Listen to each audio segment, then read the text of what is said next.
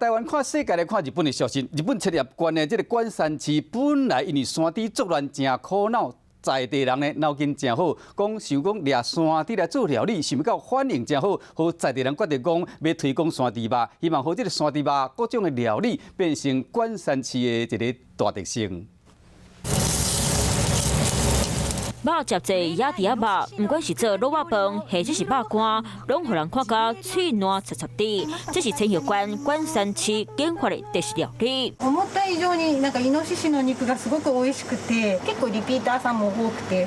当地本来为着野猪上过头济，头壳摸哩烧，经过专家讨论，甲野猪仔肉正做料理，食过唔那美味しい，大家嘛拢真支持。ジビエを館山市の名産にして、地域の誇りになるっていうのが見せられれば、持続的に捕獲活動が続いていくのかなというのは思ってます。去年12月开野猪肉中心，负责处理野猪仔肉，佮送到当地店家。菜单顶超过10种以上的野猪仔肉料理，都含低骨、麻下落去煮。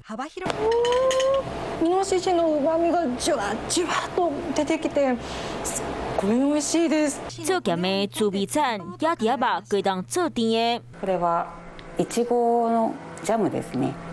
いちごジャム。はい、イノシシ肉とよく合うんです。 甲野猪肉含草唔酱做拌拌的，佮个米粉糕提去烘，这样野猪仔肉圆宽胖就做好咯。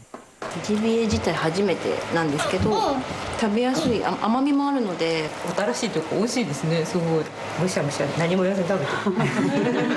野猪仔肉若正做当地名产，嘛有关山市加一个特别佮好食的料理。